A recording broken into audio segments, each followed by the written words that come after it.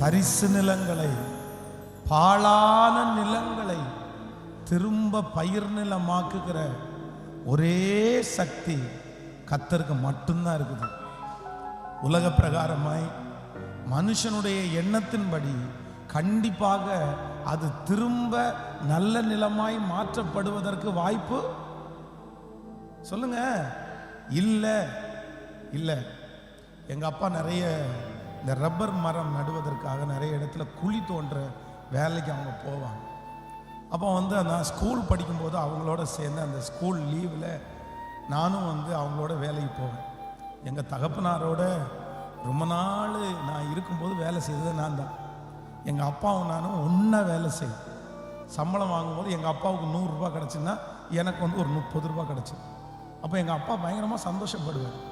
எப்போவுமே ஒரு தகப்பனாருக்கு தன்னுடைய தொழிலை குறித்த ஒரு பெரிய நம்பிக்கை, ஒரு கான்ஃபிடென்ட் இருக்குமானால் அந்த தொழிலை அவருடைய பிள்ளைகள் செய்யும்போது அவங்களுக்கு சந்தோஷமாக இருக்கும்.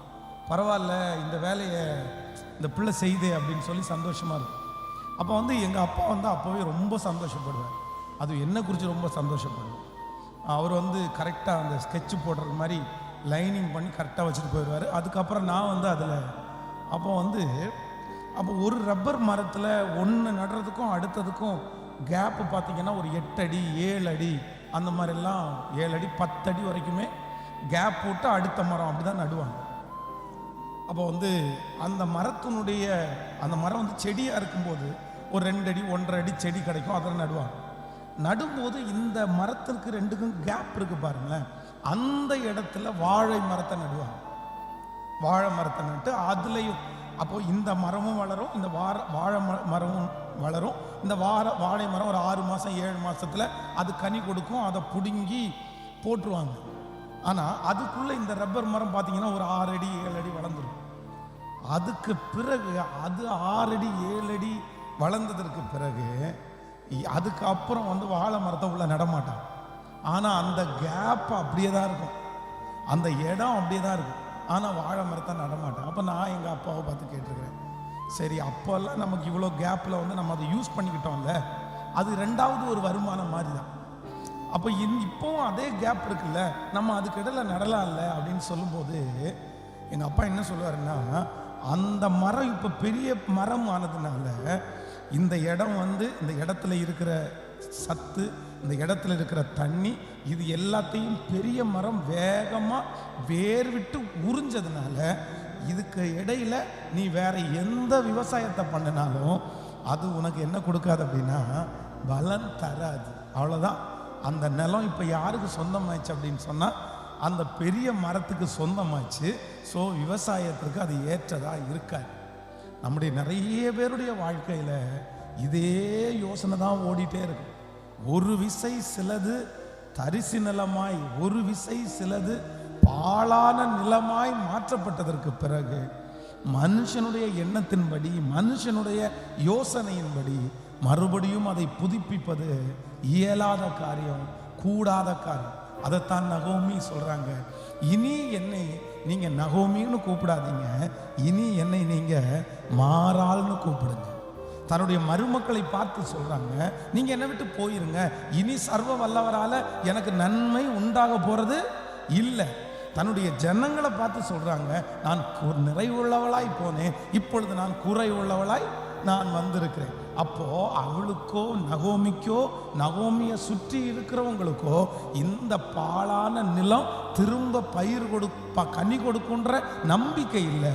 ஆனால் கர்த்தர் நகோமியை ஆசீர்வதித்து அவர்களை கனி கொடுக்கிறவர்களாய் கர்த்தர் வைத்தது போல இந்த மாதம் இந்த சத்தத்தை கேட்கிற ஒவ்வொருத்தருக்கும் நான் தீர்க்க தரிசனமாய் சொல்லுகிறேன், பாழான நிலத்தை கர்த்தர் பயிர் நிலமாய் நல்ல கரங்களை தட்டி நாங்க நம்புறோம். ஹல்லேலூயா. இல்லாதவைகளை இருக்கிறது போல அழைக்கிற கர்த்தர் எதையும் செய்வதற்கு அவர் வல்லவராய் இருக்கிறார். நம்புறீங்களா? இந்த பாடல் ரொம்ப பழைய பாடல், எனக்கு ரொம்ப பிடிச்ச பாடல். இந்த பாடலுடைய அர்த்தங்கள் எல்லாம் ரொம்ப அழகா இருக்கு. இனிமையற்ற வாழ்விலே நான் தனிமை என்று எண்ணும் போது மகிமை தேவன் தாங்கிடுவாரே. அடுத்த லைன் ரொம்ப அழகா இருக்கு. இனிமையாம் மன்னாவை வருஷிக்க பண்ணுவார், இனி எனக்கு ஒன்றுமே குறைவில்லை. அடுத்த லைன், செங்கடல் எதிர்த்து வந்தும் பங்கம் வந்திடாமல் பாதை ஒன்று கண்ணில் தெரியுது. எவ்வளோ அழகாக ரைட் பண்ணியிருக்காங்கல்ல. விடுவிப்பார் ஆண்டவர், நல்குவார் புதுபலன், தடுத்திடும் சத்துருக்கள் அழிந்து மாழுவார்கள். ஸோ எவ்வளோ அழகான கலை நயத்தோடு நல்ல தமிழ் உச்சரிப்போட உண்மையிலே நம்ம மொழிக்காக ஆண்டவருக்கு நன்றி செலுத்துகிறேன். நம்ம மொழியில் கொடுக்கப்படுற அந்த டேஸ்ட் வேற எல்லா மொழியிலையும் அவ்வளோ சீக்கிரமாக இருந்துறாரு. அந்த டேஸ்ட் நம்ம மொழிக்கு மட்டும்தான். தேவனை மறக்க செய்யும் வேதனை நிறைந்த வாழ்வை சத்துரு விதைத்திடும் போது மாறாவின் நீரை தேனாக கத்தர் மாற்றி நம்மை கத்தர் சந்தோஷம் அடைய செய்கிறவராம். ஹல்லேலூயா! எத்தனை பேர் ஆமேன் சொல்லுங்கள். நான் வனாந்தரமான பாதையில் நடந்தாலும் கத்தர் எனக்கு சீக்கிரமாய் வயல்வெளியாய் மாற்ற போகிறார். இந்த மாதத்தில் கண்டிப்பாக உங்களுக்கு ஒரு அற்புதம் நடக்க போகிறது. உங்களுடைய வனாந்தரத்தை கத்தர் வயல்வெளியாய் கத்தர் மாற்ற போகிறார். இது நிச்சயம். எதெல்லாம் பாழானது அப்படின்னு நீங்க போட்டீங்களோ அதை கத்தர் உங்களுக்கு பயனுள்ளதாய் மாற்ற போறார். ஆமேன் சொல்லுங்க பார்க்கலாம். எல்லாருடைய கரங்களையும் தட்டி நன்றி அப்பா, நன்றி. ஹல்லேலூயா! வனாந்திர யாத்திரையில் களைத்து நான் சோர்ந்து போகும் நேரங்கள், வனாந்திர யாத்திரையில் களைத்து நான் சோர்ந்து போகும் நேரங்கள், சொல்லோ நேசரின் சத்தம் என்னை தேற்றிடும், நேசரின் சத்தம் என்னை தேற்றிடும், என் வாழ் செழித்திடுமே, என் வாழ் செழித்திடுமே. இப்ப சொல்லுவோம். செங்கடல் எதிர்த்து பங்க வந்திடாமல் அங்கு பாதை ஒன்று கண்ணில் தெரியுதே, செங்கடல் எதிர்த்து வந்து பங்க வந்திடா பாதை ஒன்று கண்ணில் தெரியுதே. விடுவிப்பார் ஆண்டவர், நல்குவார் புதுபலன், தடுத்திடும் சத்துருக்கள் அழிந்து மாறுவார். விடுவிப்பார் ஆண்டவர், தடுத்திடும் சத்துருக்கள் அழிந்து மாறுவார். யாத்திரையில் களைத்து நான் பாட பாட அந்த பலத்தை கத்தர் தரப்போற. இந்த வனாந்தரமான யாத்திரையில, இந்த பயணத்துல களைச்சு போகும்போது நமக்கு தண்ணீரை கொடுக்கும்படியாக, எனக்கு இந்த உலக வாழ்க்கையே பிடிக்கல, நான் நடக்கிற பாதை வனாந்தரமா இருக்குது, எனக்கு வாழ்க்கை வனாந்தரமா இருக்குது, ஆனா இந்த வனாந்தரத்துல இயேசு என் கூட வருகிறார். நன்றி அப்பா. தேவனை மறக்க செய்யும் வேதனை நிறைந்த வாழ்வை சத்துரு திடும்போது, தேவனை மறக்க செய்யும் சத்துரு விதைத்திடும்போது, மாறாவின் கசனனி மதுரமாக மாறிடும், காரிருள் நீங்கிட வெளிச்சம் வீசுமே. மாறாவின் கசந்தனி மதுரமாக மாறிடும், காரிருள் நீங்கிட வெளிச்சம் வீசுமே. வனாந்திர யாத்திரை களைத்து நான் கரங்களை தட்டி சொல்ல சொல்ல அந்த கிருபை சோர்ந்து போகும் நேரம், நேசரின் சத்தம், நேசரின் சத்தம், என்னை தேற்றிடும், என் வாழ் செழித்திடுமே, என் வாழ் செழித்திடுமே, என் வாழ்வு செழித்திடுமே. கடல் மீது நடந்தீரையா, கடும் புயல் அதட்டி நீரே, கடல் மீது நடந்தீரையா, கடும் சாத்தானை ஒடுக்கினீரே, சாத்தானை ஒடுக்கினீரே, சர்வ வல்லவரே, சர்வ வல்லவரே. கைகளை மேல தட்டி கூடுமே எல்லாம் கூடுமே, உம்மாலே எல்லாம் கூடும், கூடாதது ஒன்றுமில்ல உம்மால் கூடா. கைகளை தட்டி பாட பாட அந்த மகிமை உங்க தலை மேல இறங்கட்டும். தடைகள் எல்லாம் உடையட்டும். சத்துரு எடுக்கிற எல்லா முயற்சிகளும் இயேசுவின் நாமத்தினால் அதமாக்கப்படுவது. ஊழியத்திற்கு விரோதமாய், குடும்பத்திற்கு விரோதமாய், ஆவிக்குரிய வாழ்க்கைக்கு விரோதமாய் பாட பாட பிசாசு எடுக்கிற சகல முயற்சிகளும் தாறுமாறாக்கப்படட்டும். உம்மாலே எல்லாம் கூடும், கூடாதது ஒன்றுமில்ல, உம்மால் கூடாதது ஒன்றுமில்ல. செங்கடே செங்கடே உம்மை கண்டு ஓட்டம் பிடித்ததையா, செங்கடே ஓ ஓட்டம் பிடித்ததையா, யோர்தா உம்மை கண்டு பின்னோக்கி சென்றதையா, யோர்தான் உம்மை கண்டு பின்னோக்கி சென்றதை. கைகளை மேல தட்டி கூடுமே அக்கினியினால் பதில் கொடுக்கிற கர்த்தர், கூடாதது உம்மால் கூடாதது ஒன்றும் கூடுமே கூடுமே. ஜீசஸ்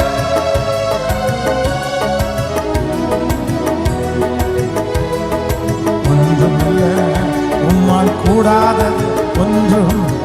உங்க நாமம் உம் நாமம் சொன்னால் போதும், பேய்கள் ஓ இயேசுவின் நாமத்தினால இப்பொழுது சத்துருடைய ராஜ்யங்கள் அழிக்கப்படுவதாக.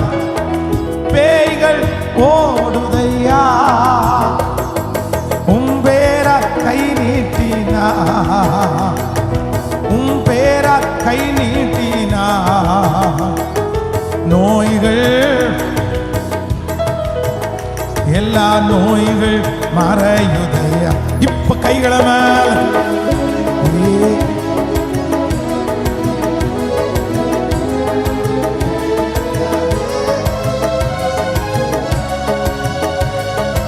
ஒன்றுமில்ல உம்மால் கூடாது.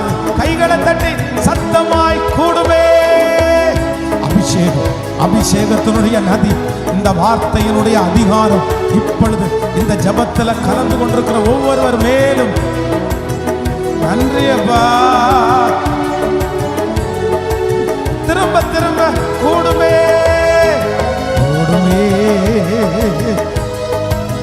நன்றி அப்பா, நன்றி ஆண்டவரே, நன்றி அப்பா.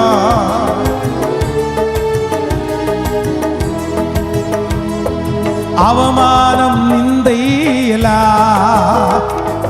அனுதின உணவு போல, அவமானம் நிந்தையிலா அனுதின உணவு போல, பழிச்சொல் பழிச்சொல் எதிர்ப்பு எல்லாம் பலந்தரும் ஊட்டச்சத்து,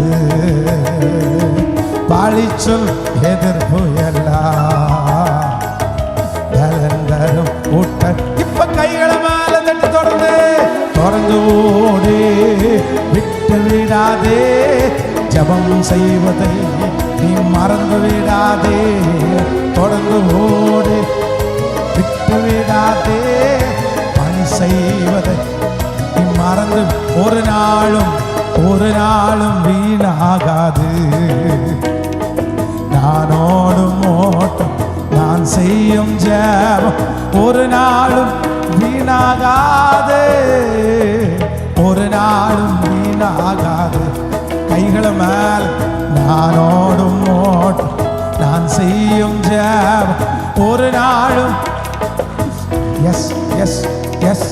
எஸ். சந்தன மௌரக நான் செய்யும் ஒரு நாளும் வீணாகாது.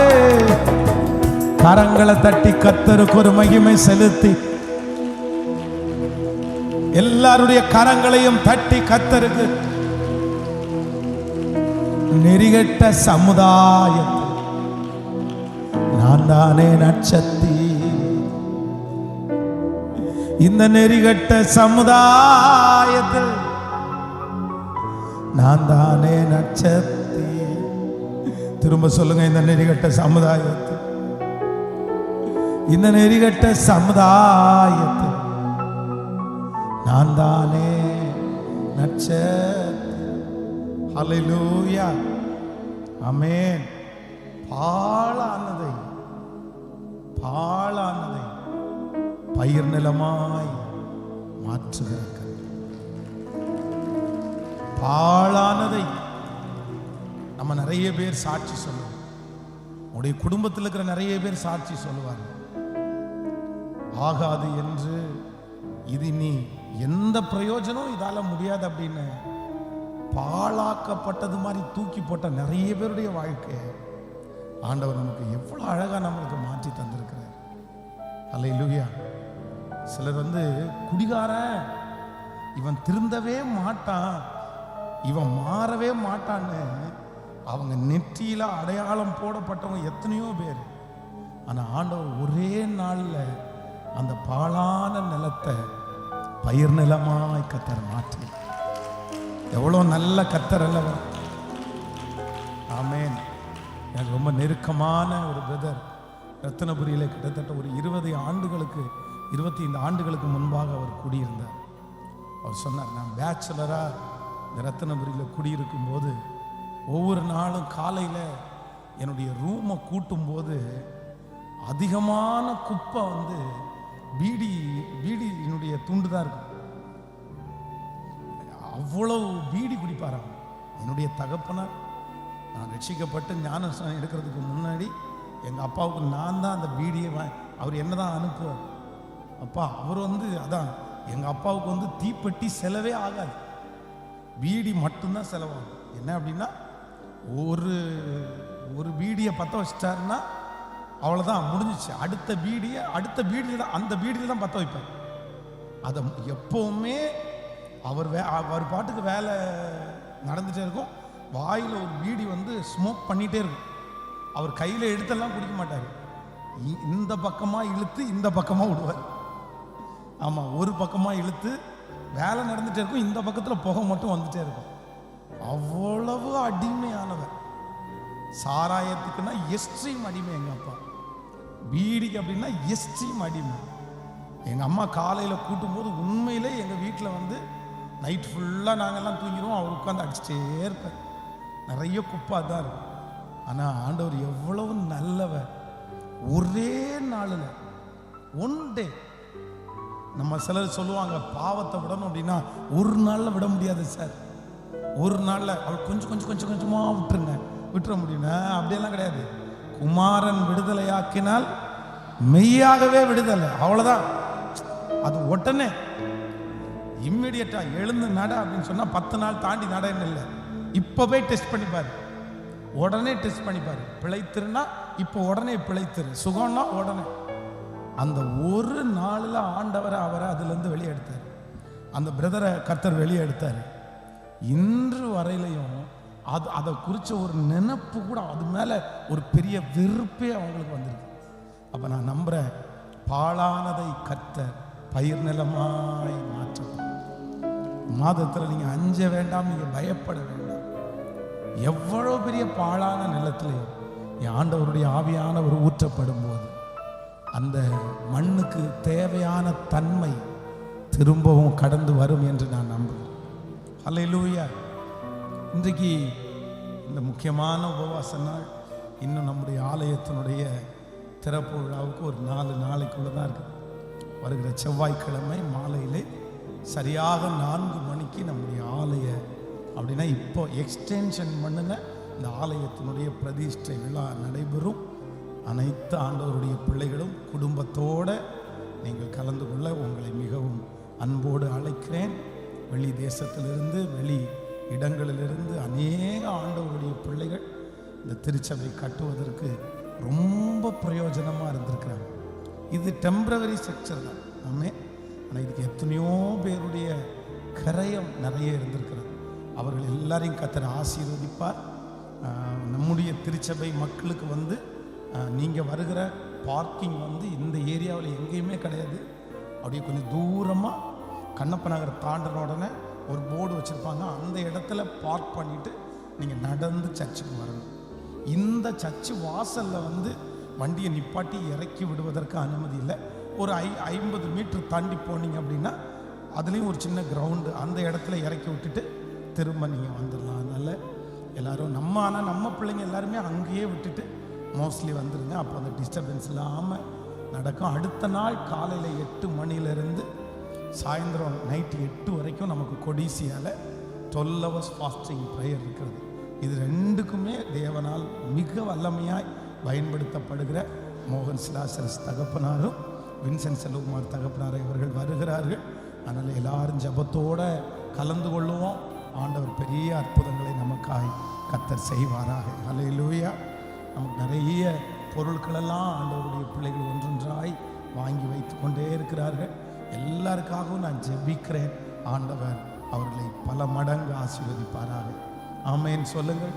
எல்லாரும் ஒரு விஷயம் அப்படி கரங்களை கோர்த்து பிடித்து நடக்க போகிற அந்த ஆலய பிரதிஷ்டை, நடக்க போகிற அந்த 12 hours ஃபாஸ்டிங் ப்ரேயர், எல்லாரும் அப்படியே எழுமி நிற்கலாம். எழுமி நின்று இந்த ஆராதனையினுடைய இடையில் நம்ம அதற்காக நம்ம ஜெபிக்க போகிறோம். அற்புதமாக நடக்கணும், ஆச்சரியமாக நடக்கணும். நம்ம எல்லாரை காட்டிலும் ஆண்டவர் அந்த இடத்துல பிரசன்னராக இருக்கணும். கர்த்தர் அந்த இடம் முழுக்க ஆளுகை செய்யணும். அவருடைய ஆளுகை கடந்து வரணும். முந்தின ஆலயத்தின் மகிமையை பார்க்கலும் பிந்தின ஆலயத்தின் மகிமை பெரிதாக இருக்கும்னு ஆண்டவர் சொல்லி இருக்கிறார்ல, அந்த வார்த்தையை கர்த்தர் நிறைவேற்றணும். ஆமேன் ஸ்தோத்திரம். இந்த 10ஆம் தேதியே கர்த்தருடைய இரக்கத்தை நம்ம பார்க்கணும். 11ஆம் தேதி ஆயிரக்கணக்கான 10,000கணக்கான ஜனங்கள் அப்படியே அந்த இடத்துல கலந்து கொள்ளணும். தேவ மனிதர்களை கர்த்தர் வல்லமையா பயன்படுத்தணும். ஸ்தோத்திரம் ஸ்தோத்திரம் ஸ்தோத்திரம். இந்த அரேஞ்ச்மெண்ட்ஸ் எல்லாவற்றையும் கர்த்தர் அழகாய் ஆசீர்வதிக்கும்படியா. நன்றி ஆண்டவரே, நன்றியப்பா, நன்றியப்பா. கர்த்தருடைய இரக்கம் காணப்படுவதாக. ஆண்டவரே, உங்களை தவிர யார் இருக்கா? எங்களுடைய ஞானம் ஒன்றுமில்லை ஆண்டவரே, எங்களுக்கு செலவு பண்ண பணம் இல்லை. ஆனால் ஆண்டவர் ஆளுகை செய்யும். உம்முடைய ஆளுகையில் அதை நடக்கணும்ப்பா. தேவைகள் சந்திக்கப்படணும் ஆண்டவரே. ஸ்தோத்திரம் ஸ்தோத்திரம் ஸ்தோத்திரம். ஜெபம் பண்ணுங்க. நன்றி ஆண்டவரே. அதில் ஆண்டவரே வருகிற பிள்ளைகளெல்லாம் பாதுகாப்பாக வரணும். அவங்க வாகனங்களில் கர்த்தருடைய பிரசன்னம் கூட இருப்பதாக. எந்த ஆபத்தும் வரக்கூடாது, நாச மோசங்கள் வரக்கூடாது, விக்கினங்கள் வரக்கூடாது, சண்டைகள் வரக்கூடாது. ஆண்டவரே உடல் பலவீனங்கள் வரக்கூடாது. சொல்லுங்க, சோர்வுகள் வரக்கூடாது. 2 கூட்டத்திலையும் ஆவியானுடைய மகிமை ஊற்றப்படுவதற்காய் இதற்காக உழைக்கிற பிள்ளைகளை கர்த்தர் ஆசீர்வதிக்கணும். கொடுத்த பிள்ளைகளை கர்த்தர் ஆசீர்வதிக்கணும். பொருள்களை வாங்கி கொடுக்கிற பிள்ளைகளை ஆசீர்வதிக்கணும். பொறுப்புகளை எடுக்கிற பிள்ளைகளை ஆசீர்வதிக்கணும். நன்றி அப்பா. நீங்க ஜெபத்தை கேட்டதற்காக கோடி நன்றி. இயேசுவின் மூலம் ஜெபம் எடுக்கிறோம் நல்ல பிதாவே. ஆமென்.